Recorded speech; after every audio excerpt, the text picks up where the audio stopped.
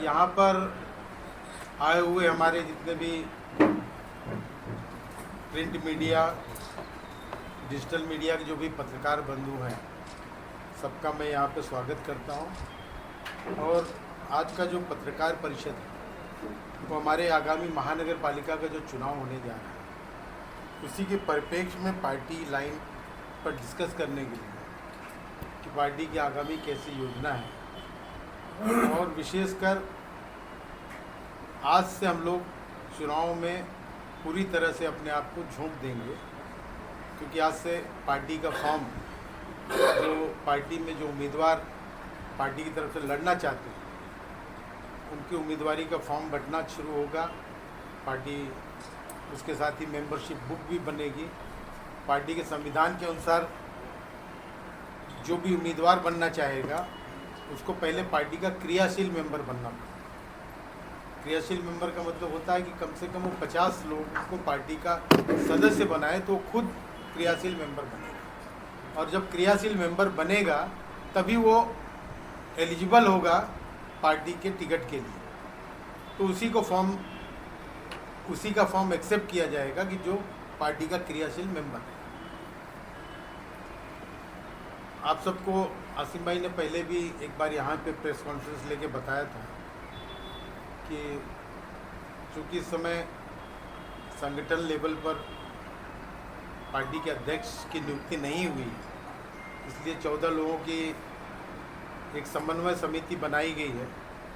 लगभग सारे लोग 8 बहुमत में यहाँ पे लोग उपस्थित है सारे, और सब लोग मिलजुल करके इस प्रक्रिया को आगे लेके चलेंगे पूरे चुनाव तक। फॉर्म को डिस्ट्रीब्यूट करना, मेंबर बनाना, क्रियाशील मेंबर बनाना, फॉर्म रिसीव करना, सबकी लिस्ट बना करके पैनल वाइज वो ले करके हेड ऑफिस में के समन्वय से जो भी बात होगी टिकट की इसी कमेटी के माध्यम से होगी।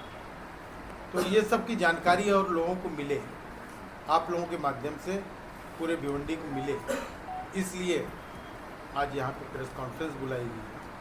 और इसके अलावा यदि आपके और भी कुछ सवाल है तो। फॉर्म बांटने की कंडीशन क्या होगी? आप किस तरह लोगों को फॉर्म बांटेंगे? मतलब कैसे लोगों को, कैंडिडेट कैसा होना चाहिए, उसकी कैटेगरी क्या होगी? मैंने बता दिया कि जो पार्टी का क्रियाशील मेंबर रहेगा उसी का फॉर्म एक्सेप्ट फॉर्म तो लेके जा सकता है कोई जिसका। कैंडिडेट की बात कर रहा हूँ। कैंडिडेट आप किस तरह चुनेंगे?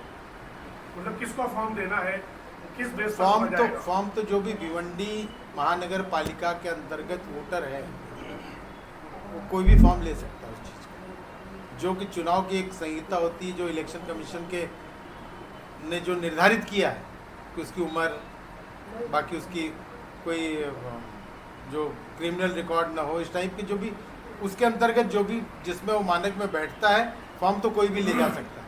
लेकिन फॉर्म भर करके वही देगा जो पार्टी का क्रियाशील मेंबर बनेगा। समय सीमा क्या है, कितने दिनों तक? ये आज 8 तारीख से 8 दिसंबर 2025 से शुरू होकर के 15 दिसंबर 2025 तक फॉर्म बांटे जाएंगे और फॉर्म रिसीव भी किए जाएंगे। लगभग कितने लोगों का टारगेट है, क्या लगता है?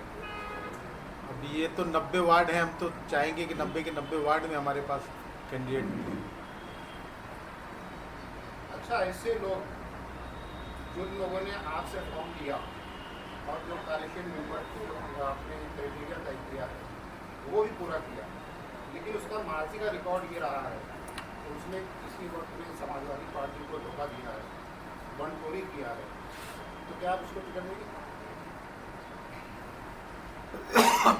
ये तो टिकट देते समय निर्णय उसका होगा, हाईकमान के साथ बैठेंगे तो ये सब चीज़ें देखिए, निश्चित तौर पे ये सब चीज़ें तो देखी जाएंगी।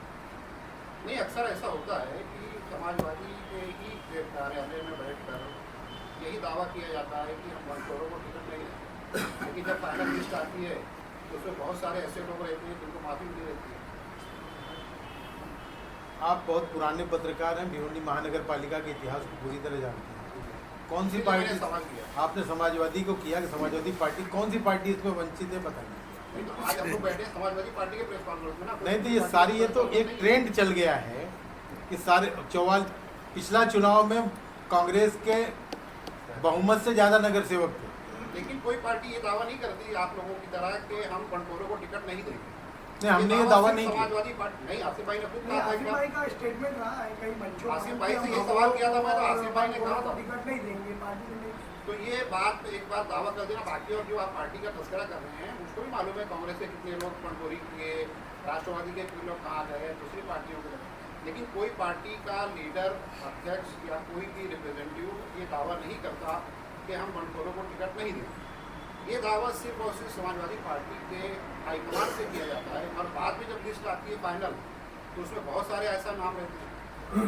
नहीं, देखिए भविष्य में क्या होगा इसका तो मैं नहीं बोल सकता, लेकिन आसिफ भाई का हमेशा से रहा है कि बंडखोरों को ज़्यादा से ज़्यादा दूर रखा जाए तो ठीक है, जिसका इस तरीके का इतिहास रहा है, और अब की बार भी वो निश्चित रूप से उस पर ध्यान दिया जाएगा। सर देखा जाए तो जो पब्लिक में रखते हैं जो छोटे नेता हैं, समझ उनके पास पैसा नहीं है लेकिन उनके साथ जन सैलाब है, तो क्या ऐसे लोगों को टिकट मिलेगा? लेके आइए आप, आपके पार्टी आप ही तो चुनेंगे, लेके आइए आप जन ही तो सैलाब। चुनेंगे ना, आप ही पार्टी वाले। नहीं, उस पर तो हर चीज़ हर पहलू में विचार होगा। अक्सर देखा जाता है तो पैसा भारी पड़ जाता है, लेकिन जन कंडीशन सैलाब क्या जिसके रहेगा सर, साथ कंडीशन रहती क्या है। रहेगा पार्टी का कंडीशन? नहीं नहीं, जो पार्टी के प्रति वफादारी रहे, जीतने के बाद पार्टी के साथ वही कंडीशन है। बाकी तो जो कंडीशन चुनाव कमीशन ने तय किया वो कंडीशन तो ही है, सबके ऊपर लागू है। देखा जाए तो आदिवासी आदमी के साथ में अदर पार्टी के लोग भी साथ में रहते हैं, उनको आप एक्सेप्ट करें। देखिए मुझे ये लगता है कि इस समय अबू आसिम आज़मी साहब से प्रभावित होकर या पार्टी के आमदार रईस शेख से प्रभावित होकर बहुत से लोग जो अन्य पार्टियों के वो समाजवादी पार्टी की तरफ आकर्षित हुए हैं, और वो पार्टी के टिकट से चुनाव भी लड़ना चाहते हैं। तो कोई भी राजनीतिक पार्टी उस चीज़ का स्वागत करती है, लेकिन उसके लिए जो कंडीशन है कि पार्टी की मेंबरशिप आपको लेनी पड़ेगी, पार्टी की क्रियाशील मेंबर आपको बनना पड़ेगा। लेकिन सर बहुत जगह ऐसा देखा गया है कि समाजवादी पार्टी के कई जो है कार्यकर्ता है, लेकिन एक ही वार्ड से वो इच्छुक है। यानी कि देखते कि एक वार्ड में हमने देखा कि 3 पैनल तैयार हुआ है, तो ऐसे भी समाजवादी क्या करेंगे कि क्या जैसे देखा जाए कि वहाँ पे कार्यकर्ता तो सभी है, उसमें किस तरह का मतलब होता है? जीतने की संभावना देखा जाएगा उसमें, पार्टी के प्रति उनकी निष्ठा और जीतने की संभावना दोनों चीज़। जो मेंबरशिप की स्लिप मिलेगी 50 मेंबर की स्लिप है, वो भी 1000 रुपये, टोटल मिला के 2000 रुपये।